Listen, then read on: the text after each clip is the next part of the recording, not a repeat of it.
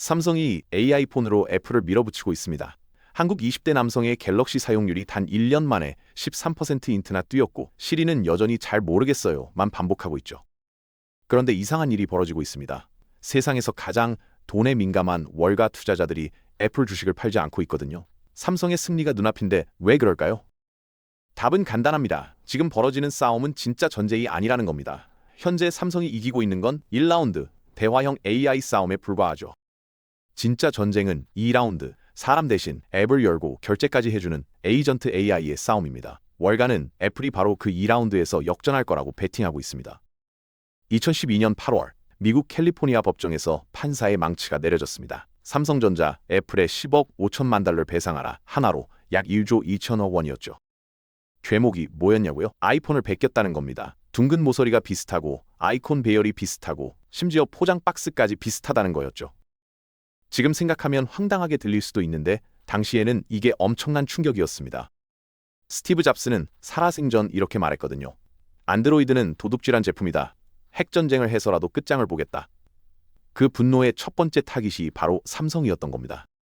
전 세계 뉴스에 삼성, 애플의 완패라는 헤드라인이 떴습니다. CNN, BBC, 뉴욕타임스 할 것 없이 삼성의 패배를 대서특필했죠.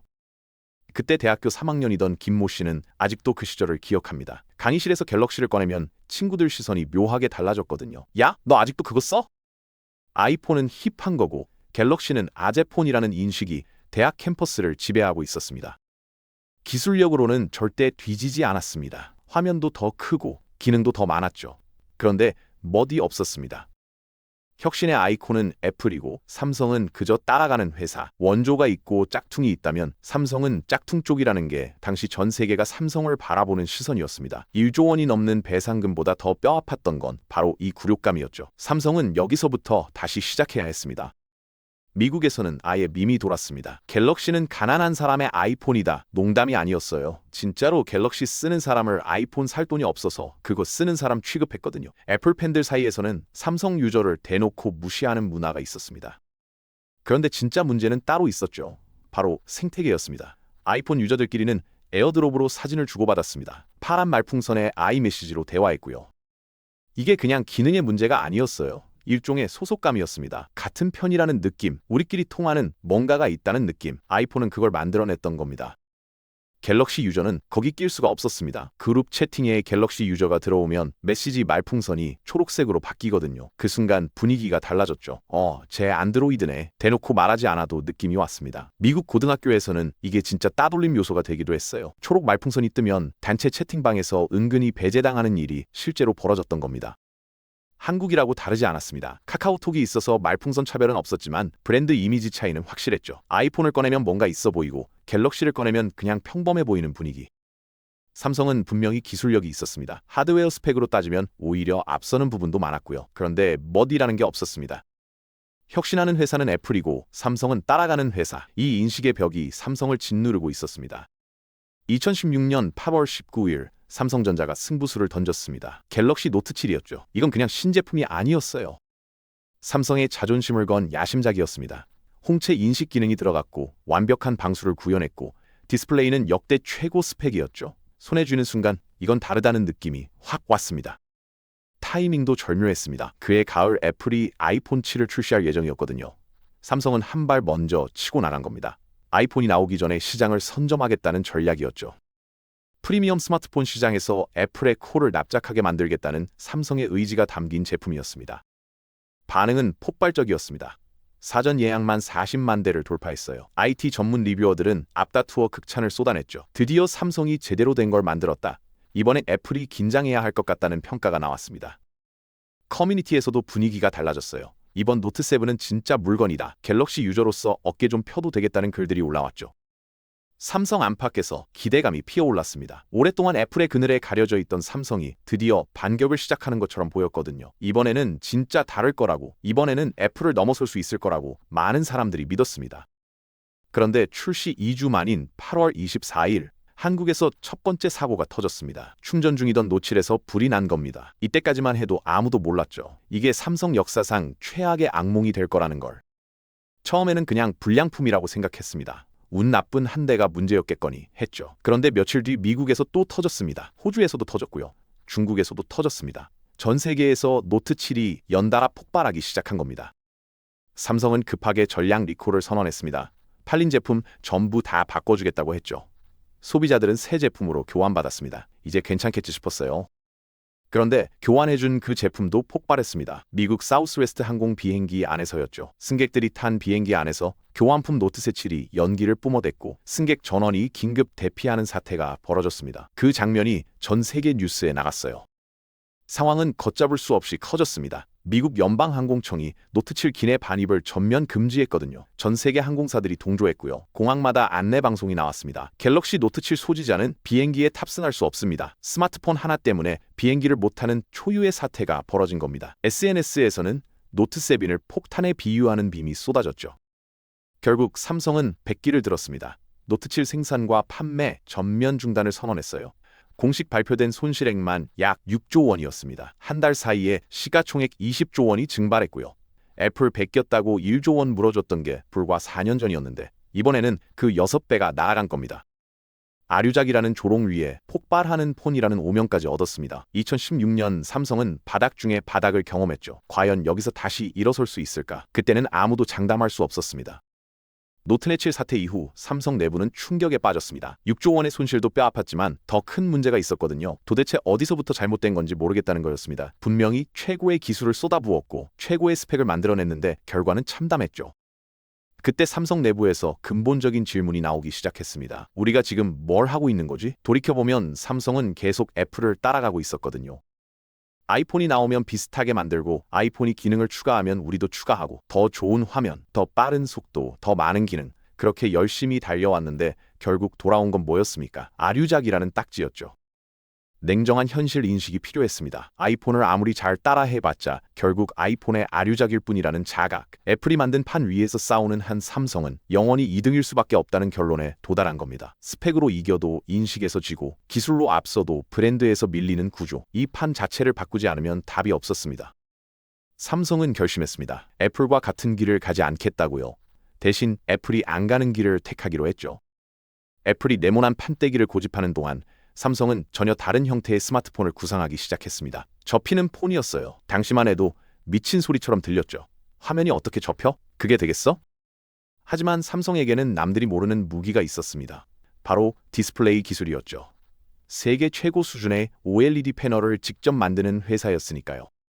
접히는 화면을 만들 수 있는 곳이 있다면 삼성밖에 없었습니다. 이 등의 굴레를 벗어던지기 위해 삼성은 새로운 판을 짜기로 했습니다. 이 결정이 훗날 스마트폰 역사를 바꾸게 됩니다.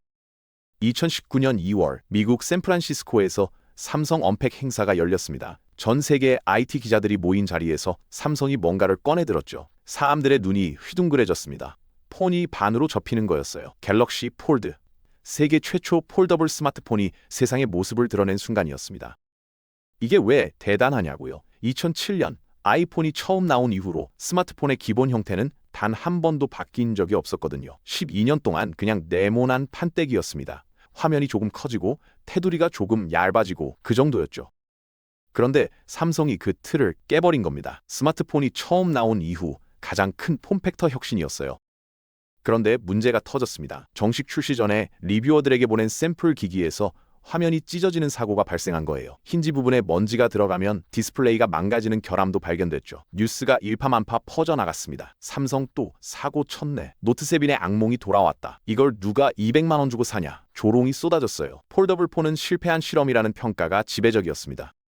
보통 회사였으면 여기서 접었을 겁니다. 노트 7 트라우마가 있는 삼성이니까요. 한 번 더 크게 터지면 회사 이미지가 회복 불가능해질 수도 있었죠. 그런데 삼성은 다른 선택을 했습니다. 출시를 연기하고 설계를 처음부터 다시 뜯어고쳤어요. 힌지 구조를 바꾸고 화면 보호 기술을 강화하고 이물질 차단 장치를 추가했죠.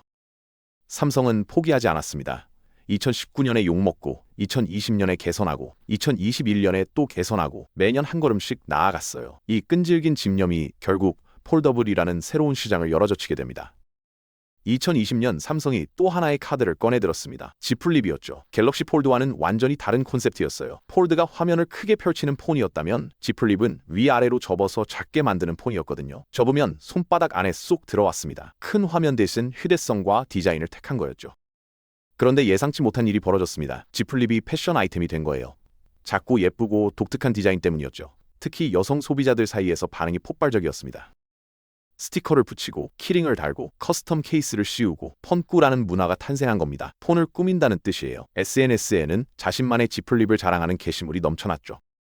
폰꾸 하려고 Z 플립 샀다는 말이 진짜로 유행했습니다. 스마트폰을 스펙으로 사는 게 아니라 꾸미려고 산다니 이전에는 상상도 못했던 소비 패턴이었죠. 한 인플루언서가 만든 갤럭시를 쓰는 친구들에게 라는 노래가 100만 뷰를 넘겼고 삼성과 공식 콜라보까지 성사됐습니다. 갤럭시가 힙해진 거예요. 핵심은 개성이었습니다. 아이폰은 다 똑같이 생겼거든요. 케이스를 바꿔도 기본 형태는 같은 네모난 판때기죠. 그런데 Z 플립은 달랐습니다. 접히니까 꾸밀 수 있는 면이 다양했고 나만의 폰을 만들 수 있었어요. MZ세대가 원하는 게 뭡니까? 남들과 다른 나, 개성 있는 나를 표현하는 거잖아요. Z 플립이 그걸 정확히 건드린 겁니다. 2025년 현재 전 세계 폴더블 시장에서 삼성 점유율은 80%에 달합니다. 애플은 아직 폴더블 폰을 출시하지도 못했어요. 몇 년째 소문만 무성하죠.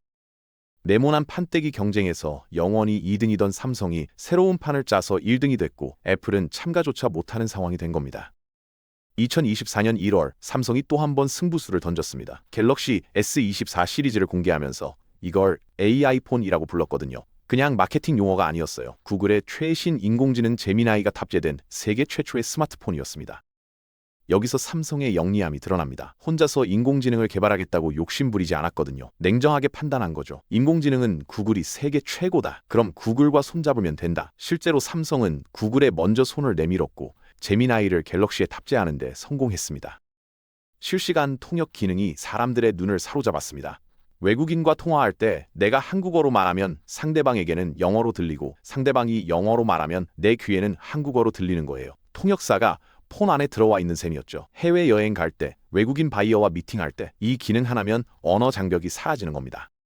서클 투 서치도 화제였습니다. 화면에서 뭔가 궁금한 게 있으면 그냥 손가락으로 동그라미를 그리면 돼요. 그럼 알아서 검색해줍니다.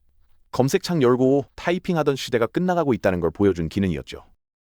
결과는 숫자로 나타났습니다. 2025년 한국 갤럽 조사에서 20대 남성 갤럭시 사용 비율이 전년 대비 13%포인트나 뛰었어요. 43%에서 56%로요. 갤럭시로 갈아탄 사람들에게 물어봤더니 대답이 한결같았습니다. 갤럭시가가 예뻐서 바꾼 게 아니라 답답해서 바꿨다. 시리가 문제였습니다. 날씨를 물어보면 엉뚱한 답이 돌아오고 알람 설정하라고 하면 버벅거리고 시리야 내일 아침 7시에 알람 맞춰줘라고 했는데 죄송해요 잘 모르겠어요가 돌아오면 그 답답함이 어떻겠습니까? 아이폰 유저들 사이에서 시리에 대한 불만이 터져나오기 시작했습니다. 지금까지 보면 삼성의 완승처럼 보이죠. AI폰으로 시장을 선점했고 아이폰 유저들이 갤럭시로 갈아타고 있고 시리는 여전히 멍청하고 그런데 월가의 돈냄새 귀신들은 생각이 다릅니다. 왜 그럴까요? 현재 삼성이 이기고 있는 건 1라운드거든요. 대화형 AI 싸움이에요. 통역해주고 검색해주고 요약해주고 사진 편집해주는 기능들 있잖아요. 이런 것들이 1라운드입니다. 분명히 대단한 기능들이에요. 그런데 월가가 진짜 주목하는 건 따로 있습니다. 2라운드, 에이전트 AI의 싸움이죠. 에이전트 AI가 뭐냐고요? 쉽게 말해서 디지털 집사입니다. 지금 대화형 AI는 대화만 해요. 배달시켜줘 라고 하면 뭐라고 답합니까? 배달 이민족이나 쿠팡이츠를 추천드려요. 어떤 음식 드시고 싶으세요? 이 정도거든요. 결국 앱은 내가 열어야 하고 음식은 내가 골라야 하고 결제 버튼도 내가 눌러야 합니다. 그런데 에이전트 AI는 차원이 다릅니다. 배달시켜줘 라고 하면 알아서 앱을 열어요.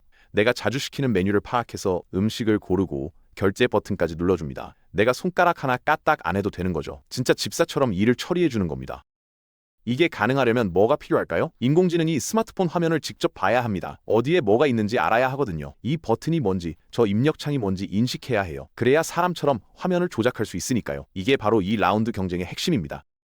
월가가 애플에 베팅하는 이유가 여기 있습니다. 1라운드에서 지고 있어도 2라운드에서 역전할 수 있다고 보는 거예요. 마치 복싱 경기에서 초반 라운드를 내주더라도 후반 KO를 노리는 선수처럼요. 대화형 AI는 삼성이 가져가라. 진짜 돈이 되는 건 에이전트 AI다. 이게 월가의 계산입니다. 2024년 4월 애플이 조용히 연구 논문 하나를 공개했습니다. 이름이 페렛 UI였어요. 언론에서 크게 다루지 않았고 대부분의 사람들은 그냥 지나쳤죠. 그런데 이걸 본 업계 전문가들은 눈이 번쩍 뜨였습니다. 애플이 뭘 준비하고 있는지 감이 잡혔거든요. 페렛 UI의 핵심은 화면 이해 기능입니다. 스마트폰 화면에 뭐가 있는지 인공지능이 정확하게 파악하는 거예요. 이 버튼은 결제 버튼이고 저건 입력창이고 저 아이콘은 카카오톡이고 이걸 다 알아보는 겁니다. 이게 왜 중요하냐고요? 앱 개발자가 특별히 허락하지 않아도 인공지능이 알아서 버튼을 찾아 누를 수 있게 되거든요. 에이전트 AI의 핵심 기술인 거죠. 그런데 여기서 삼성의 약점이 드러납니다. 삼성은 구글이 만든 안드로이드 위에서 돌아가거든요. 쉽게 말해서 남의 집에 새 들어 사는 형국이에요. 집주인 허락 없이 벽을 뚫거나 구조를 바꿀 수 없잖아요. 삼성도 마찬가지입니다. 운영체제 깊숙한 곳까지 마음대로 제어하기가 어려워요. 반면 애플은 다릅니다. 하드웨어도 직접 만들고 iOS도 직접 만들어요. 자기 집이니까 벽을 뚫든 구조를 바꾸든 마음대로죠. 에이전트 AI가 화면 전체를 장악하고 모든 앱을 자유롭게 조작하려면 이 차이가 결정적입니다. 또 하나 있어요. 삼성이 구글과 손잡은 건 영리한 선택이었지만 대가가 따릅니다. 제미나이가 통역하고 검색하고 사진 편집해 주잖아요. 그 과정에서 사용자 데이터가 어디로 갈까요? 구글로 갑니다. 가장 맛있는 부분을 구글이 가져가는 구조예요. 애플은 느려도 자체 인공지능을 개발하는 길을 택했습니다. 그 인공지능이 화면 전체를 제어하는 에이전트가 되면 어떻게 될까요? 아이폰 생태계 전체를 애플이 독점합니다. 구글에게 한 푼도 안 줘도 되는 거죠. 느린 게 아니라 다 먹으려고 준비하는 겁니다. 재밌는 건 이겁니다. 누가 이기든 삼성은 돈을 번다는 거예요. 아이폰 안에 삼성 부품이 잔뜩 들어가거든요. 아이폰 17의 OLED 패널은 삼성 디스플레이가 최대 공급사고 메모리 반도체도 삼성이 최대 70%를 대고 있습니다. 애플이 폴더블 폰을 내면요. 그 핵심 부품인 폴더블 OLED는 삼성이 독점 공급합니다. 15년 전 베꼈다고 1조 원 물어주던 회사가 이제는 원조의 심장을 만들고 있는 거죠. 핵심 질문은 하나입니다. 1라운드 승자가 2라운드에서도 이길 수 있을까? 삼성은 훌륭한 대화 상대를 제공하고 애플은 완벽한 집사를 준비하고 있습니다. 그 답은 올해와 내년 사이에 드러날 겁니다. 이 전쟁은 아직 끝나지 않았어요. 진짜 전쟁은 이제 막 시작입니다.